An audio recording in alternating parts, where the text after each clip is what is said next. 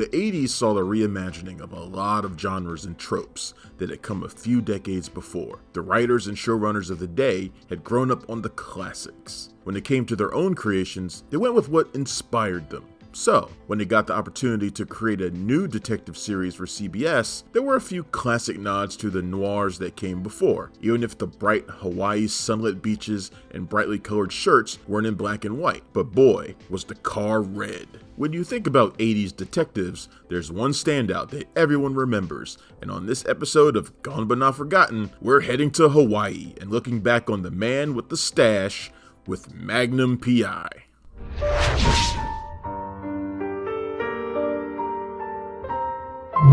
The 70s and early 80s were a time of classic PIs on television. Banachek, Jim Rockford, and even the return of Perry Mason would be gracing TV screens alongside the likes of Columbo. There was one more colorful detective that would make a name for himself in the small screen landscape, and it was a name shared with one hell of a gun. Magnum P.I. would start out far different of an idea than the mustached ladies' man we'd all know and love in the short shorts and Hawaiian shirts. The creators of the series were TV royalty Glenn A. Larson and Donald P. Bellisario, names you've heard a few times on during Gone But Not Forgotten. Larson at the time had 2 hits at ABC with Battlestar Galactica and The Hardy Boys. While neither would make it past 1 or 2 seasons, they'd be massive pop culture touchstones for years to come. When ABC canceled both shows in 1979, they stopped developing Magnum P.I. for the network. Larson and Bellisario would take the show to CBS, and it was there it would find a happy home. At the time, Hawaii Five-0 was getting ready to go off the air. That meant CBS's investment in a production house for the series was going to be sitting there unused. Rather than let that happen, CBS moved the show's setting to Hawaii. There's even a nod to Hawaii Five-0 where Magnum mentions a character from the show during the series, meaning shared universe. Originally, Thomas Magnum was conceived to be a sort of American James Bond, but Tom Selleck, who was already set to star in the show, didn't want to play that sort of role. He felt it would constrain him to basically a one-trick pony. He pushed back on having the character be more like a regular guy who enjoyed the laid-back Hawaii vibe. This made sense, as just a year prior in 1979, Selleck had a pilot for a never-made series where he played a private investigator working in Hawaii, with a partner played by James Whitmore Jr. The pilot was aired as a made-for-TV movie called The Chinese Typewriter. Also in 1979, the world very well could have been a different place for a lot of people. Notably Harrison Ford and fans of the Indiana Jones we all know and love. Tom Selleck read for the role of Indy, and he got the part. That's right, kids. If you didn't know this bit of trivia already, Indiana Jones was going to be played by that guy from 3 Men and a Baby. Look, I did what I did. I don't expect you to be happy about it. But maybe it can do us both some good. Why start Just now? shut up. Shut up and listen to me. Fate is a funny thing, and the pilot for Magnum P.I. was already filmed and it was picked up by the network. Stephen and George, they said, well, thanks for telling us, but we got cards to play with CBS. It just wasn't going to happen. Turned out CBS wouldn't let me do it.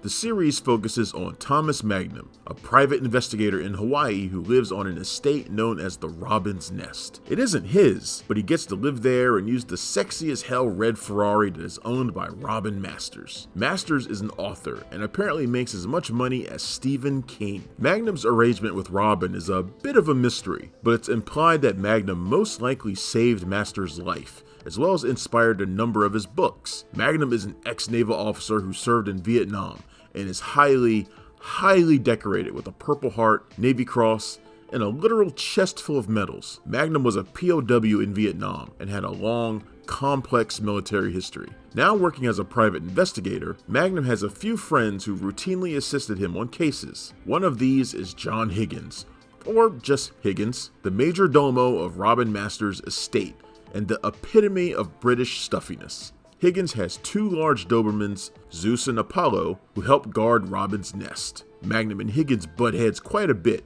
but eventually become friends over the course of the series. TC is Magnum's friend and a helicopter pilot, while Rick is another pal, both of whom help Magnum during cases. Continuing the running theme of many TV action series, TC and Rick, and as stated Magnum, all served in Vietnam together. Speaking of Rick, Remember when I said that Magnum had a modern noir element to the show?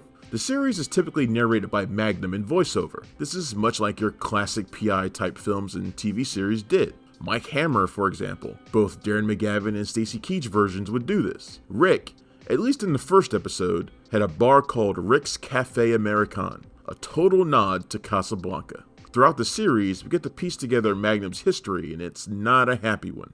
The series dealt with vets and the horrors that happened during Vietnam, where shows like the A-Team had characters that were, broad in characterization.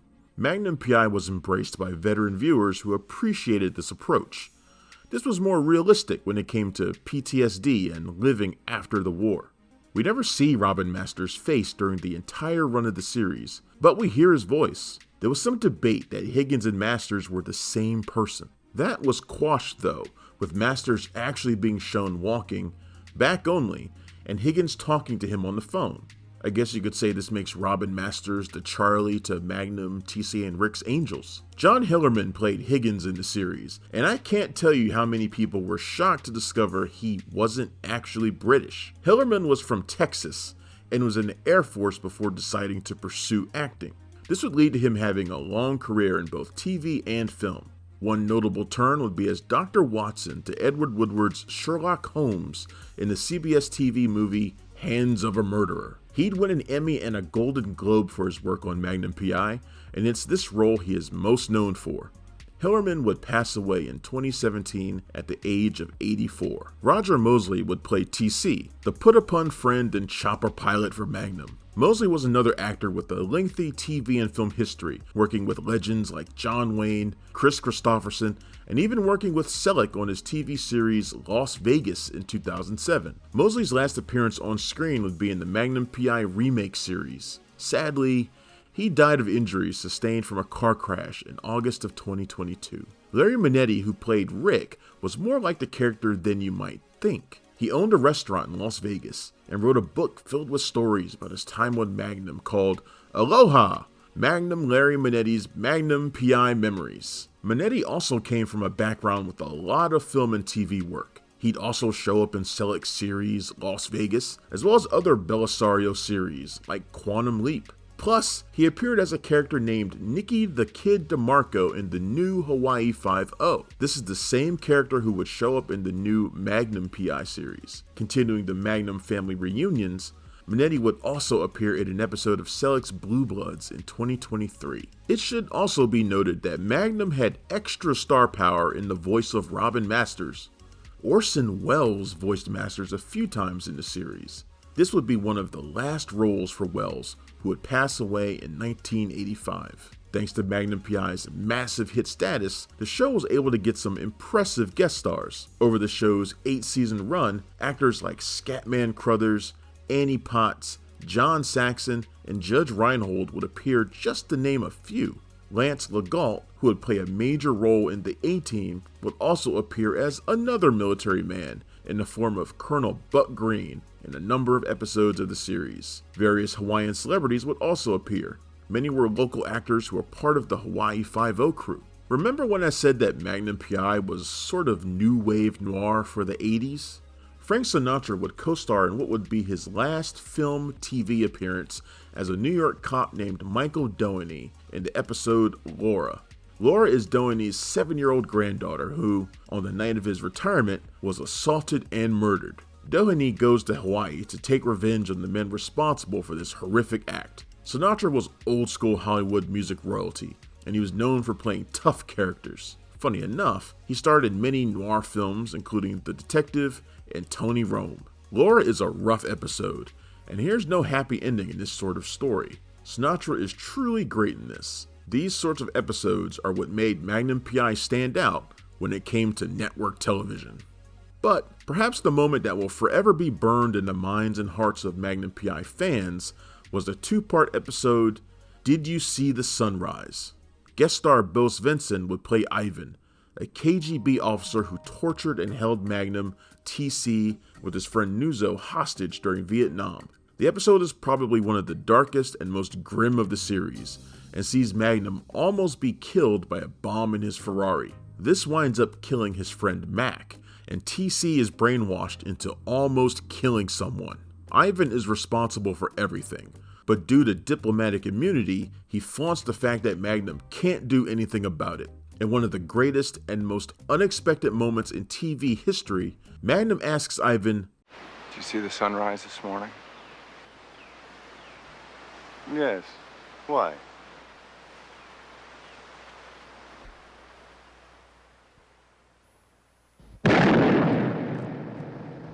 This moment was on the same level of some of the most legendary of 80s TV, and was something never seen before when it came to the lead character and hero of a series. TV Guide would include this in their 100 greatest episodes of all time. Decades later, the animated series Archer would reference this moment of the show. Magnum P.I. was a shared universe, and not just with Hawaii Five-0. Magnum P.I. crossed over with 2 other CBS shows during its run. This was a shared universe long before the MCU tried it. Magnum and the show Simon and Simon had a 2-parter in 1982 that started on Magnum P.I. and would end on Simon and Simon. In 1986, Jessica Fletcher, the star of Murder, She Wrote, would appear in Magnum P.I. when someone tries to kill Higgins. Magnum returned the favor by appearing on Murder, She Wrote that same week. Shared universe, baby. Speaking of Simon and Simon, Magnum P.I. also had a hit theme song. These were the heydays of TV series having hit music for their title sequences. Magnum's theme didn't have lyrics, just like the Simon's one, but that didn't matter. It cracked the Billboard Top 100 thanks to its writer, Mike Post, another name we have mentioned in Gone But Not Forgotten episodes. The funny thing is that the theme song wasn't used until episode 12 of the series.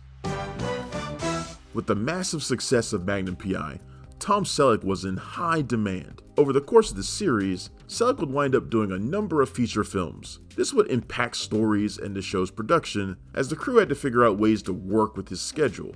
During his time on the series, he had a number of films released. This included the sci-fi flick Runaway, where Selleck took on Gene Simmons and the massive hit 3 Men and a Baby. To this end, much like Moonlighting, there would be episodes that would focus on other characters like TC and Rick. Magnum P.I. would run for 8 seasons in total, and was going to end with the season 7 finale with Magnum actually dying from his wounds while in a coma. Tom Selleck co-wrote this episode which, much like the miscarriage sequence in Moonlighting, showed Magnum walking off into the clouds. This did not please fans. The demand for a send-off that was worthy in the eyes of Magnum P.I. fans was so great that Tom Selleck came back, and CBS gave the show an 8th and final season. The series would end being reunited with the daughter he thought was lost and his return to the Navy. When the final episode aired, it was one of the biggest series finales of all time, with 50 million people tuning in. After the series was over, there was talk about having Magnum and his crew hit the big screen in a feature film. Military fiction maestro Tom Clancy actually wrote a script for it, but Universal Studios decided there wouldn't be enough interest, and so Magnum's Ferrari never roared into theaters. In another possible shared universe moment, Donald P. Belisario was looking into having Dr. Sam Beckett leap into Thomas Magnum in an episode of Quantum Leap during the series' run. But alas, that didn't happen. I'd have loved that though. Magnum P.I. was an awesome series that went dark when it needed to and brought together some classic aspects from the detective genre while mixing in relevant issues at the time. Important issues, like veterans who were dealing with the fallout from Vietnam. It could go from charming and funny to layered and gritty. More impressive was that it did it seamlessly, with a cast of characters who made you care for them. Tom Selleck's charm and acting chops came across in every episode, and part of the reason it worked was that Selleck took the time to help make the character his own. He brought his own ideas, his own writing, and heck, even his own clothes to bring the character to life. That showed in the number of fans who loved it. I've already said there was a new series of Magnum P.I, so I guess our usual question of if it should come back is a moot one. CBS had brought Magnum P.I. back in 2018 as a Navy SEAL who returned from Afghanistan. Jay Hernandez stars as Magnum, with Perdita Weeks as a female Higgins who worked for MI6. Zachary Knighton is Rick, who owns a tiki bar, and Stephen Hill is TC. The series keeps the mysterious Robin Masters and has a stated explanation as to how Magnum is able to live at the Robin's nest. In the new series, Masters gets to write novels based on the adventures Magnum shares from his time in the military. In yet another shared universe moment, characters from the new Hawaii Five-0 appeared on the series. Another example of Magnum fan love was when CBS decided to cancel the new show after 4 seasons. The fans were able to start yet another fan campaign, which convinced NBC to pick it up for a full 2-season run. As of this episode of Gone But Not Forgotten, the new Magnum PI is on season 5. So there you have it. Magnum PI is still driving the beautiful roads of paradise in Hawaii. Best of all, you can stream the original series on Amazon, iTunes, Vudu, and Google Play. And while the new show is doing just fine, there's something to be said for the classic and what it brought to television. Tom Selleck created an icon in Hawaiian shirts and movement for facial hair with a mustache as iconic as the car he drove. But he also gave viewers a hero who wasn't perfect and never claimed to be. Thomas Magnum was a fighter, helping those who needed it, and was an example of a real hero, with warts and all. A modern noir classic that took advantage of all the color it could, but kept that detective story heart.